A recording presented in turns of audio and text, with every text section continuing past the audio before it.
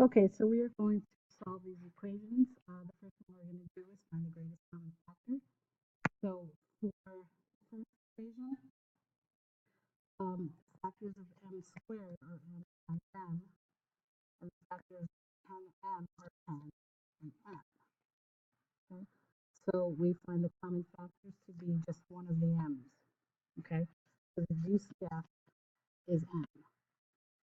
Right? So that's what goes outside of the parentheses. This side is what's left over. From the m squared, we have an m. We keep the negative, the subtraction sign, and from left over the 10m, we just have the 10. Remember to set it equal to 0. So now we have the two terms we're going to solve using the zero product. So the first one is just m equals 0. And the other one, if we add 10 to this side, we get m is equal to 10.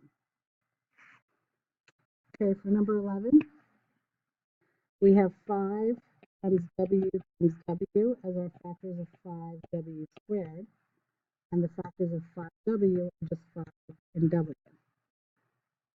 Some of you guys may not have to go through all these steps. You might see it just by looking at it, but I'm going to show you through this way also. They both have a 5 in common and a w. So the 5w's will go on the outside. This 5w squared has a w left over as a factor. Subtraction. And because there's nothing left over here, we're going to fill in a 1. Okay? Because if we were to check it and go back and use distributive property, 5w times w would give us w squared, and 5w times negative 1 will give us that negative 5w. So it's important to remember to fill in like a placeholder with that 1. So we have 5w equals 0. So w equals 0. And this is 1, w minus 1 equals 0. Add 1 to both sides, we get w equals 1. Okay, now for the next problem, number 12.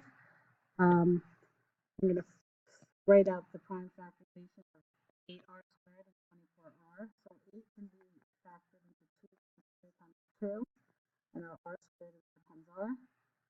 24 will be a little more involved, 12, and then we have a 2 times 6, and that breaks into 2 times 3. So we have a 2, a 2, a 2, a 3. So we'll write down as our factors. All right, so now we will find the ones that are common. There's 1, 2, another 2, and a third one there. And we have an R and an R. And that's all we can use. So we have the GCF is 2 times 2 times 2 times R. So that's 8R. That's what goes on the outside.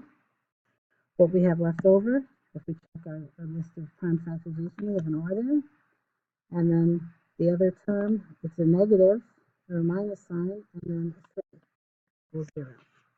Now we have 8R equals 0 and R minus 3 equals 0 using the zero product property. So R is equal to 0. And if we add 3 to both sides, we have R is equal to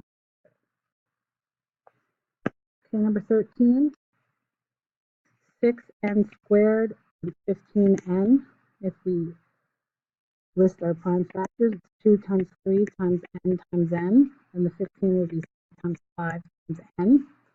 So if we look up our common factors, we have 3's and one of the n's. So our GCF is 3 times n, or 3n. Okay, that goes on the outside of parentheses. Inside we have a 2 and an n, so that's 2n. A subtraction sign again, and then we have a 5. 2n minus 5. Remember, at any time, if you want to check to see if you have the right factors, distribute. Because remember, factoring breaks it apart. Distributing will, and multiplying it will put it back together to its original state. So now we're going to break this apart. The zero product property. So 3n equals 0 is n equals 0. We're going to add 5 to both sides in the other equation. 2n equals 5. Divide out 2.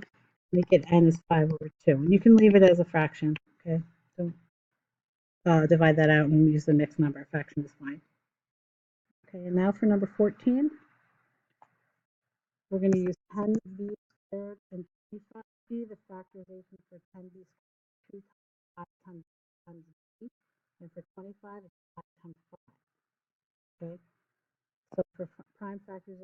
we have a 5, and that's it, okay? So if we have a 5 as the greatest common factor, inside we're going to have the negative, okay? Because we didn't account for that anywhere else, so we're going to put the negative, and then we have a 2 and a b and a b, which is really 2b squared left over. So negative 2b squared plus 5. And I just realized there's a b there too. So now let me change that. Sorry about that, guys. I don't want to have to start the whole thing over again. So another common factor is b. So the greatest common factor is 5b as your PCF. Apologize for that, guys. All right, so we have 5b on the outside. What's left is a 2 and a b, and we have to account for the negative there, plus, oops, what just happened? Sorry about that, another technical difficulty. Then we have a 5 left inside there, equals 0. So when we split that up, we have 5 equals 0, or b equals 0, okay? And then we have negative 2b plus 5 equals 0, subtract 5, we have negative 2b equals negative 5. If we divide both sides by negative 2, there's a negative over a negative, so that will be a positive over 2. And for this last one, we're not really in the proper form. We have to add a 15 on both sides, so we have equaling 0. So we'll have 30r squared, 15r equals 0. So now to find the GCF for 30r squared, if we do the prime factorization, we have 2 times 15 and 3 times 5, so that one wasn't that involved. Okay, and times r, and then 15r will just split into 5 times 3 times r. So when we find the common factors, we have a 3 in both of them, we have a 5 in both of them, and we have 1 r in both of them. So the 3 times the 5 times the r gives us 15r as our GCF.